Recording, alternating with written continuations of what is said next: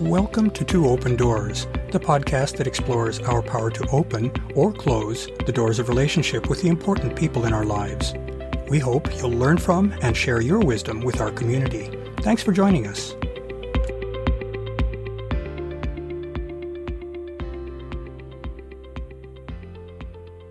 Once the members of a couple have been brought together by attraction for one another, they begin the process of becoming acquainted by interacting with each other. That can be a heady time for an intimate relationship. As we've discussed in prior episodes, new relationship energy, or NRE, can produce an almost compulsive need for the partners to be together. In that phase of a relationship, the hormones dopamine and serotonin can make the partners feel high around each other.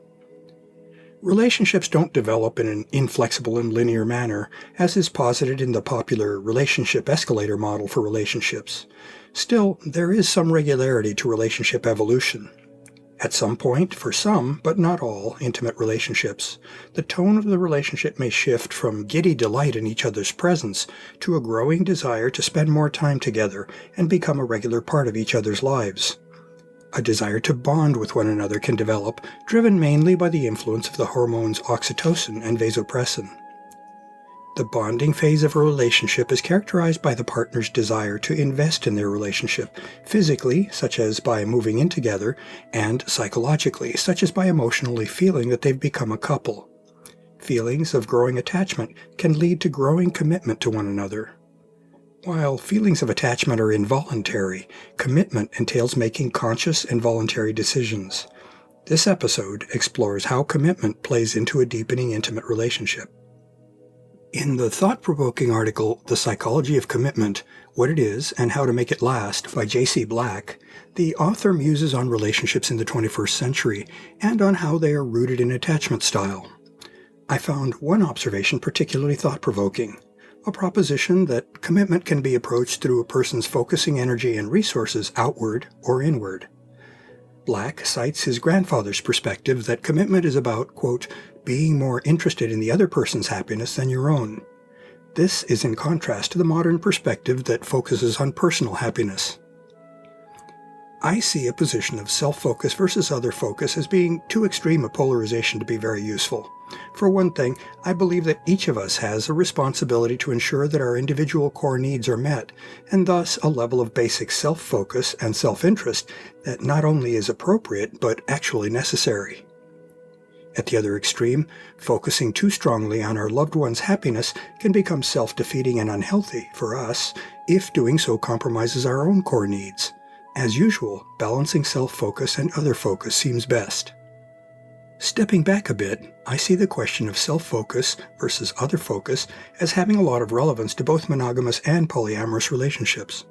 Since polyamory can be seen as an extension of monogamy to include multiple couples, I will couch my thoughts in terms of poly.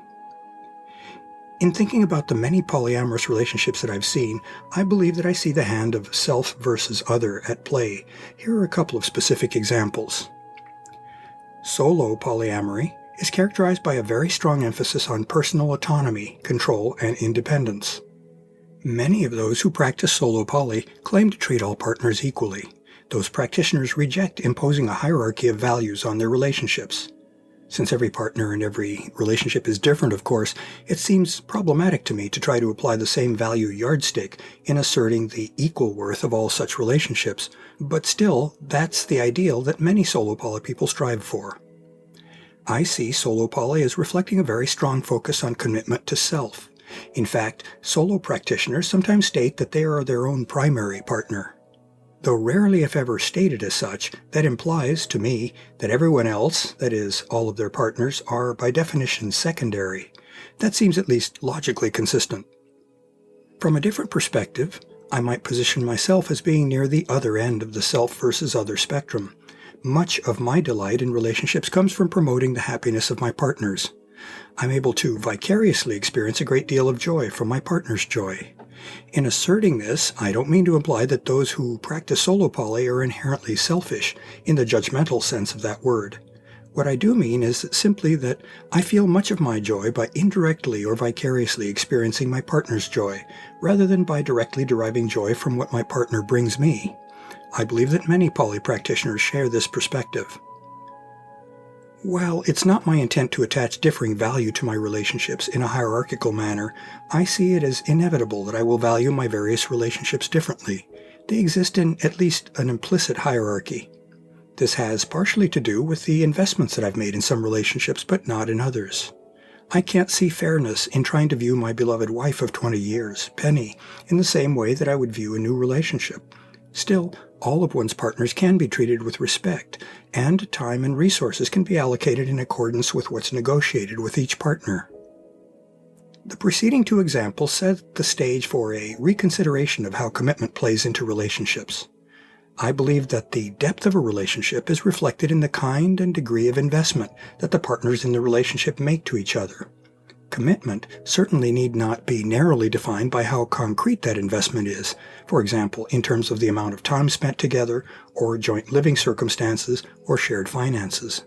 Rather, it's perhaps best reflected in the degree of emotional connection or attachment that the partners feel for one another. As we've observed in prior episodes, we humans may, in theory, be capable of loving any number of people in an abstract way. However, every person's emotional energy and availability are finite, just as their time availability is finite. That means that making a choice to focus is inevitable, and when we choose to invest in one relationship, we have less psychic and emotional energy left to invest in others. When two polyamorous individuals come together, they can be described as occupying different points on a two-dimensional space that's described by breadth of commitment versus direction of commitment. Here, direction refers to whether an individual's commitment, that is, willingness to invest, is oriented more toward oneself or toward a beloved other. We can refer to a focus on self-investment, for example, on self-growth or personal evolution, as auto-polyamory, using the Greek root for self. A primary focus on investing in a beloved other might then be called allopolyamory, using the Greek root for other. Direction of investment obviously exists on a spectrum. A given individual has aspects of both orientations to differing degrees. The other axis of our proposed diagram can be labeled breadth of commitment, in reference to the number of partners to whom one makes commitments. On that axis, those who prefer to commit to a very few close partners can be referred to as practitioners of narrow polyamory, as has been described in my previous posts. Conversely, those who prefer to have many but generally less deeply connected relationships are practitioners of broad polyamory. As for commitment direction, commitment breadth also exists on a spectrum. The distance that separates partners in our hypothetical diagram has implications for the likely long-term compatibility of those partners' intimate relationships. For example, two people who practice broad poly each have potentially many partners and thus are likely to be adept at the time juggling and allowance of psychic room that each partner's relationships require. In contrast, consider the case of a couple in which one partner is strongly oriented toward broad autopoly, while the other practices strong narrow allopoly. In such a combination, the broad poly partner is likely to chafe at the narrow partner's desires for more time and commitment, while the narrow partner is likely to feel starved for a closer connection that the broad partner is unable or unwilling to provide. That's a lose-lose situation. The large distance in polystyle differences translates into a significant misalignment in relationship goals, and thus ultimately foreshadows a probable large emotional separation between the partners.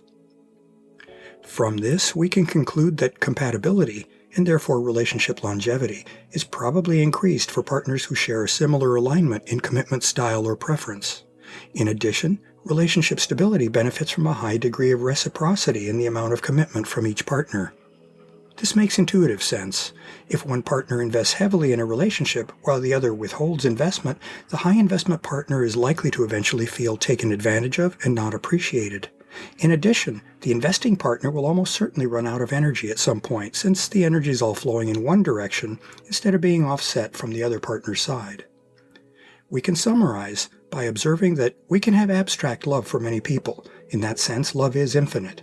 Despite that, deepening a relationship entails making some form and degree of commitment to the relationship.